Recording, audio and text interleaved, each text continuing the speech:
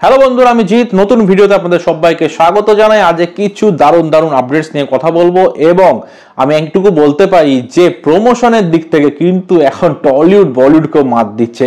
আমি এরকম ধরনের প্রমোশন কোনোদিনও দেখিনি ভাই। গার্লফ্রেন্ডকে নিয়ে ঘুরতে গেছে, সেখানে বালির মধ্যে ঘুরছে, বালির মধ্যে ঘুরতে ঘুরতে নিজের সামনের সিনেমার যে সিনেমাটা আসছে তার টিজার অ্যানাউন্স করে দিল। মানে এটা কেউ ভাবতে পেরেছে?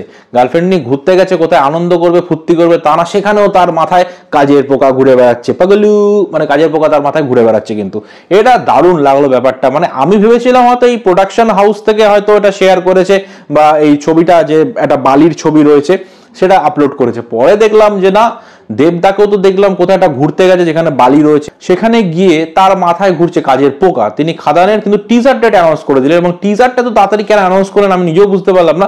কিন্তু মোদ্দা কথা হচ্ছে প্রমোশনের একটা ইউনিক টেকনিক দেখে কিন্তু আমি ছিটকে গেছি। এটা আশাই করতে পারিনি এরকম একটা কিছু আসবে, বা এরকম ভেবেছিলাম যে দেখাবে যে হ্যাঁ আগামীকাল সকাল 11টায় আসিতেছে খাদানের টিজার, এরকম কিছু একটা ভাবলাম। কিন্তু এরকম একটা মানে ছিটকে দেওয়া একটা প্রমোশন হবে এটা ভাবতেই পারিনি।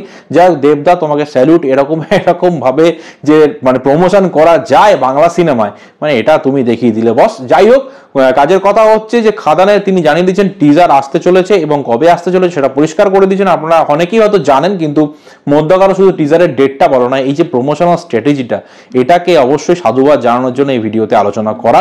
14ই আগস্ট আসছে সকালবেলা এই সিনেমার টিজার এবং অবশ্যই ছিটকে দেওয়া টিজার হবে, এই নিয়ে কোনো সন্দেহ নেই। এবং এটা মনে রাখবেন যে দেবের কিন্তু কামব্যাক হচ্ছে কমার্শিয়াল জোনে এবং এই ছবিটাকে সাকসেসফুল কিন্তু করতেই হবে, এটা দেবের মাথায় রয়েছে এবং তার জন্য কিন্তু দেব সবকিছু করতে রাজি আছে ও রেডিও আছে।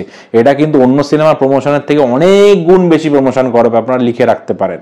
যাই হোক, তো দেবের এই ব্যাপারটা নিয়ে আপনাদের কেমন লাগলো এই প্রমোশনাল স্ট্র্যাটেজিটা অবশ্যই কিন্তু কমেন্ট করে জানাবেন। পরের আপডেটে চলে আসবো, সেটা হচ্ছে খুব ইম্পর্টেন্ট আপডেট এবং আমি প্রথমে যেখানে দেখেছিলাম সেখানে একটি পত্রিকার কথা মেনশন করেছিল, কিন্তু আমি চেষ্টা করি আরো ভেতরে গিয়ে খবরটা জোগাড় করা। তাই পত্রিকার আমি সে আর্টিকেলটা দেখি এবং সেখান থেকে জানতে পারি যে ইতিহাস কিন্তু আবার দ্বিতীয়বার হতে চলেছে, দুই পৃথিবী আবার একসাথে আসতে চলেছে, এরকম কিন্তু একটা খবর আজকে বেরিয়েছে এবং এটি leading news portal, online news চ্যানেলের নিউজ পোর্টালে কিন্তু এটা বেরিয়েছে যে জিৎ, দেব, Raj Chakraborty are coming together. হ্যাঁ, রাজ চক্রবর্তীর একটা বিশাল প্ল্যান রয়েছে।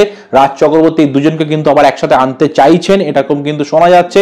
এবং প্রোডাকশন হাউস কোনটা থাকবে, কারা প্রডিউসার থাকবেন, এটা নিয়ে কিছু লেখা নেই। কি গল্প থাকবে সেটাও লেখা নেই, কিন্তু এই তিনজন কিন্তু একসাথে আসছেন। রাজ চক্রবর্তী কিন্তু খুব ভালোভাবে এগিয়েছেন এই ব্যাপারটাকে নিয়ে এবং দুজনকে একসাথে আনবেন এরকম কিন্তু তিনি প্ল্যান করে ফেলেছেন। এটা নিয়ে কিন্তু একটা পাকাপোক্ত খবর বেরিয়েছে, আমি স্ক্রিনশট দিয়ে দিলাম, দেখে নিতে পারেন। তবে এটা হলে কিন্তু মারাত্মক একটা ব্যাপার হতে পারে এবং আমার মনে হয় যে এটা হওয়া অবশ্যই দরকার। বাংলা সিনেমার বিজনেসের যে কন্ডিশন, এইটা কিন্তু এই মুহূর্তে ইগো ভুলে টুলে সবকিছু করা দরকার। শাহরুখ খান, সালমান খান যদি একসাথে আসতে পারে, তাহলে জিৎ দেবের একসাথে না আসার বা দেব জিতের একসাথে না আসার কোনো কারণই নেই। প্রত্যেকেই দরকার, জিৎ ফ্যান হোক, দেব ফ্যান হোক, যে যার ফ্যান হোক, এই দুজনকে যে দরকার এটা কোনো পাগলও অস্বীকার করতে পারবে না। এই দুজনকে ইন্ডাস্ট্রির জন্য দরকার। প্রত্যেকটা লোকই কিন্তু বলবে যে সিনেমার ফ্যান, যে নিউট্রাল ফ্যান, সে কিন্তু বলবে এই দুজনকেই দরকার, প্রত্যেককেই দরকার ডেফিনেটলি, কিন্তু দুজনকে কিন্তু অবশ্যই দরকার, কাউকে বড় ছোট করার কিন্তু কোনো জায়গা নেই।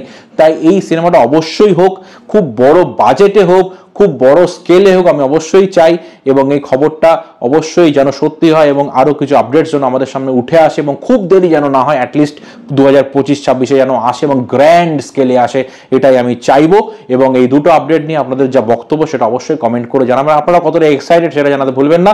ভিডিওটা ভালো লাগলে চ্যানেল সাবস্ক্রাইব করতে পারেন এবং সাবস্ক্রাইব যদি করেন তাহলে অবশ্যই বেল নোটিফিকেশনটা প্রেস করে দেবেন, নাহলে কিন্তু ভিডিও করবো কষ্ট করে আপনাদের কাছে পৌঁছাবে না।